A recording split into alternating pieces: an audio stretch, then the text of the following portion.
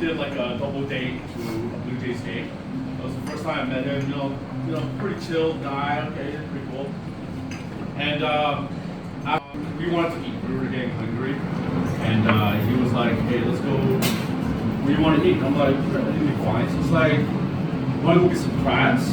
I'm like, "Okay." So I thought we were going to a restaurant that would serve crabs, like seafood. I'm like, "Okay, that's pretty cool." We walked to Chinatown, and he starts picking up crabs. I'm like, kind of weird. We're like, where have we been cooking this? And then he's like, okay, let's go to your place now. Keep in mind, this is the first time I met him, right? And I was like, okay. He brings the crabs to my house. Back then, I lived in a really small 500 square foot apartment, almost studio. The kitchen's right beside the bedroom.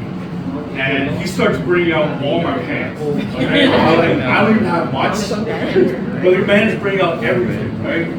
And he's cooking up a storm, and then he starts whipping out like gourmet vegetables, rice, Singapore style crab.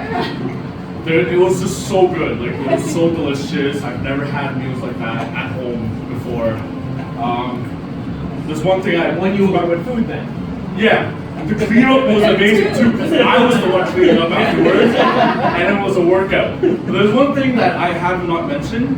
He didn't really talk to me this whole time. Like, it was just, do you want crabs? Right? It's like there's an odd like, oh, what kind of crabs do you pick? And we'll just tell me like what kind of, like you got the crabs gotta be heavy, gotta feel good. No, this, but that's pretty much all he said. Like I know nothing about his life afterwards.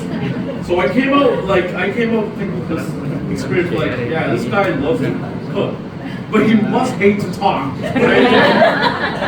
So being me, I'm like, okay, look, this is gonna be a long-term relationship with him. So we first started bonding with him, like, show me the role of Nhà má là em dâu Tàu, con rể Tàu.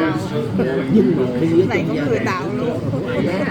But later on, like, Nó tàu thì tiếng Canada. Chất gốc luôn.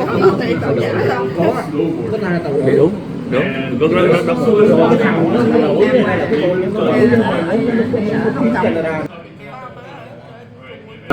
Ba má ở Trung Quốc qua.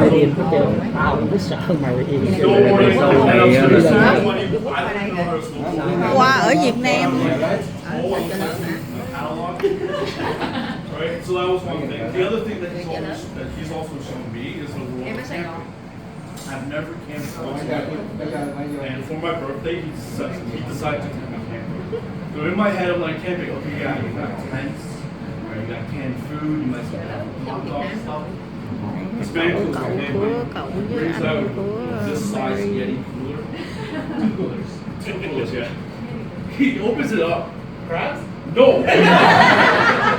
He's got meat, souvlaki, everything is shrink wrapped. I'm like, what kind of camping is this, man? Like, right? He has this grill, like we're still using like the park's like normal ass grill, right? It's like dirt and stuff. He puts his own like grate on top and starts cooking aged steak on it. I was like, man, this guy is so over the top. This is something I really appreciate about him because, like, he's over the top. Yeah, like he always buys the best stuff. Like, if he's gonna have a party, yo, we want wagyu, we want everything, right? But at the end of the day, it's because he's happy. He wants everyone else to share his happiness.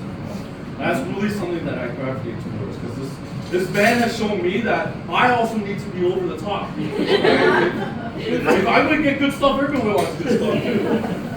So that's something that I really truly enjoy about David, and like I think it's kind of rare to have like a brother-in-law. Like I know some people dread visiting a brother-in-law, dread visiting sister-in-law. They have everything written prepared just in case like there's no topics or anything. I still do that. Because this man doesn't talk, right? So I have to carry the conversation. But I really do enjoy his company. And like he's really like he's not just a brother-in-law, but he's a friend I can really count on. And like, you know, and it's Mary. I just see little Mary. So I actually met Mary before I met David. So she came over because Diana bought her over. And this girl, she never talked too. Like this whole time, I'm like, we were just chatting. It's like, oh, how do you like it, Mary? Yeah, it's cool. So I'm like, and I'm just thinking, I'm like, yo, Mary doesn't talk, David doesn't know. Like, how does this relationship work? But it actually works perfectly. If you see them, they're like, they don't talk much, but like, you can look from their eyes, they're like telepathic. They're like, they suddenly start giggling. You don't know what they're giggling about. But they just giggle each other, and they're just like, hey, oh, David, like, and then like, but nobody knows what they're talking about. They're not talking at all, and they're just so perfect for each other. And Mary just accommodates David for everything. As you know, as close friends know, David does not drive. It's not that David doesn't have a car. David doesn't want to drive you. David wants to get driven. And you know what? Sometimes it's like, yo, I'm on the east end. He's on the west end. He's like, yo, come to me. I'm like, you're on the west end, man. Like, I can't. Thanks, bro. But Mary drives David everywhere. Going to work, going to my place. You just see David on the passenger side on his phone. Mary makes sure like David has the best care at home. David comes home, he's tired and everything, and Mary gets everything prepared. Massages, and the shot's gun is ready.